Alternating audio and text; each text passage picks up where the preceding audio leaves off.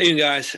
So you just got done with the test. I hope you got the review for it as well, so that you know the answers and everything like that. I will be grading them here soon and getting them back to you as soon as possible.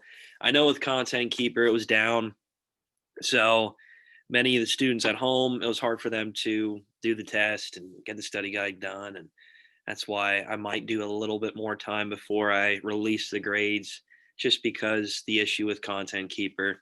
It's unfortunate. It is what it is, but I got to move forward with it. Can't wait to get back. Monday, I'll be back.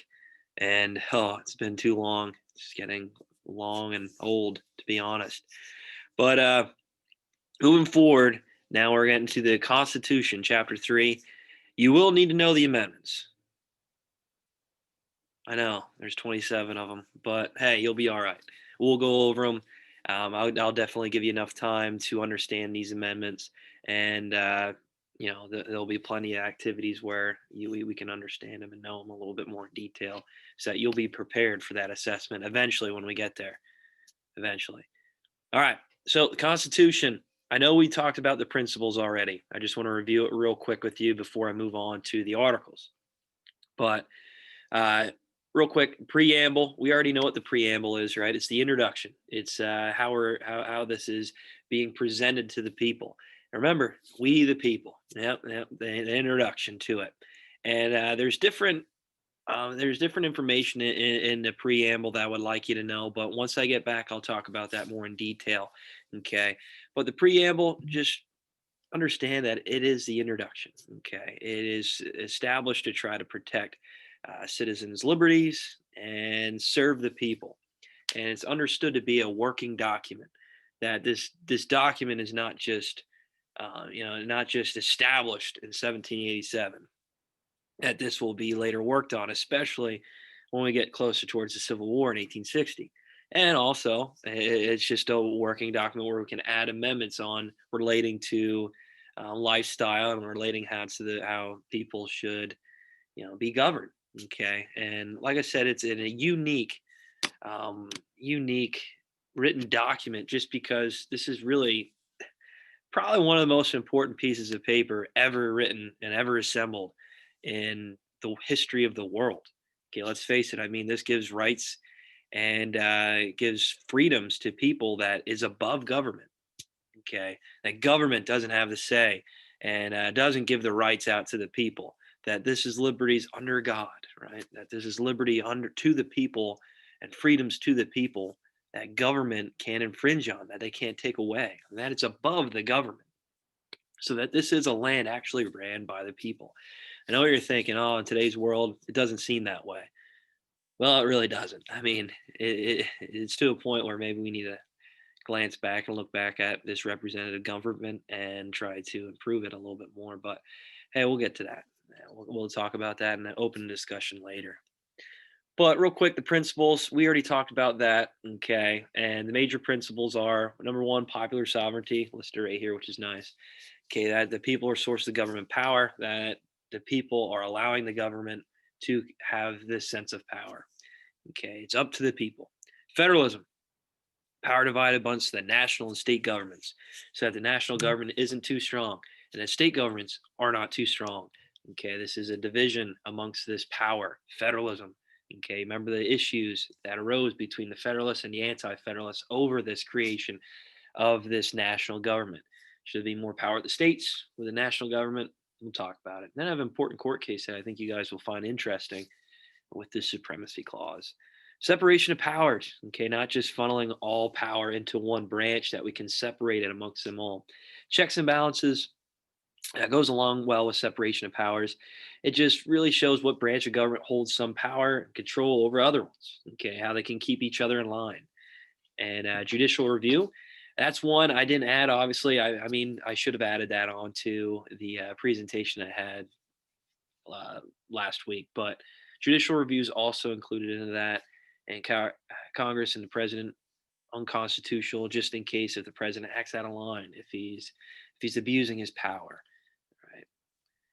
Limited government. Okay, so limited government is how the Constitution states that the government is limited to, and obviously it's just plain and simple, but limited. Okay, and that It can't step out of boundary. It can't step out of the will of what the people would like government to be and established in their lives. Obviously, in a time of depression, might be and include a little bit more and pushed in the lives of people a little bit more, like with stimulus checks.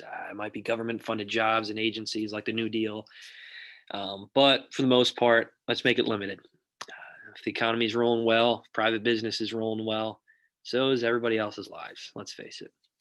All right. So moving back here, the articles of the Constitution. This is one thing I want to talk about today in detail. But Article 1 establishes the legislative branch. So, with the legislative branch, we have Congress, obviously. We have the House of Representatives, which was based off that Virginia plan, right? James Madison came up with the idea of representation based off of population. Okay, it makes sense, right? Bigger states, they're making more money, they have more people, they should have more say. Well, we also had to include this bicameral legislature, right? With the second house, the Senate, equal representation, which came from that New Jersey plan. William Patterson, remember him?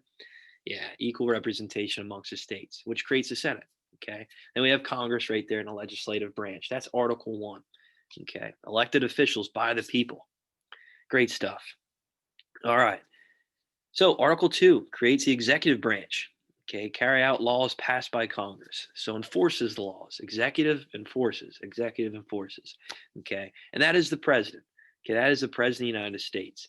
And that is something that obviously, when they were creating the Constitution, creating this new form of government, they didn't want to have an executive power because they didn't want to resemble an autocratic leader too much.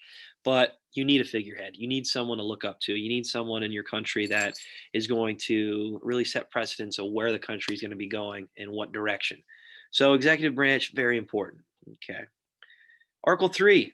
Uh-oh. Hey, look at that. 3 branches of government, the first 3 articles. Article 3, we had judicial branch, Supreme Court.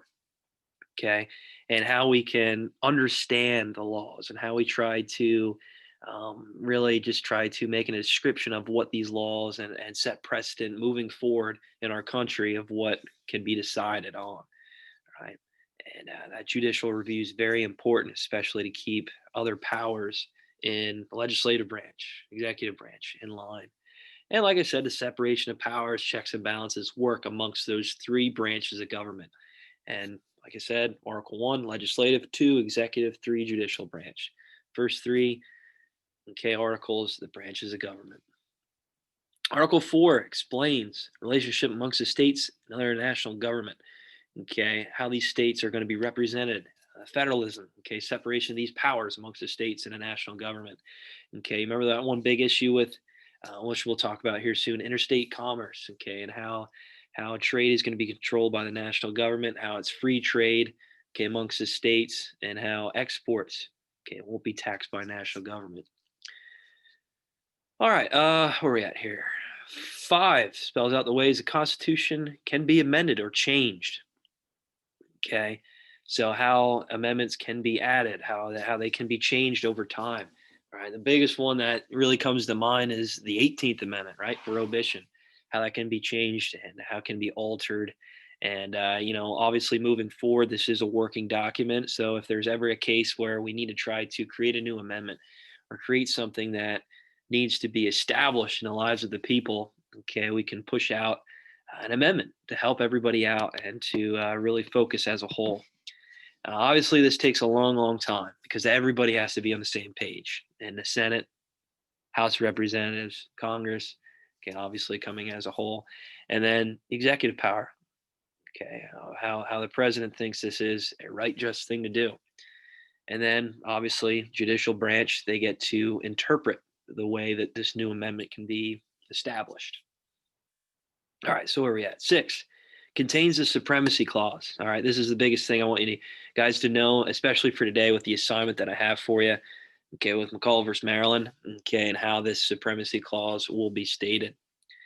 All right, so establish the Constitution, laws by Congress, and treaties of the United States shall be the supreme law of the land. Okay, supreme law of the land. So if ever there's a conflict amongst the states and the national government, they can look at the Constitution. What does it state here in the national in the Constitution? Okay, well that's going to reign supreme over whatever law is established by the state governments. Okay, it makes sense. The Constitution, supreme law of the land. Nothing can go above that. Okay, there you go. Finally, Article 7 addresses ratification. It states that the Constitution could take effect after it was ratified by the United States.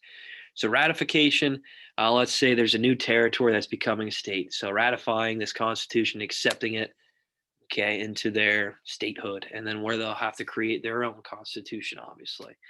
All right.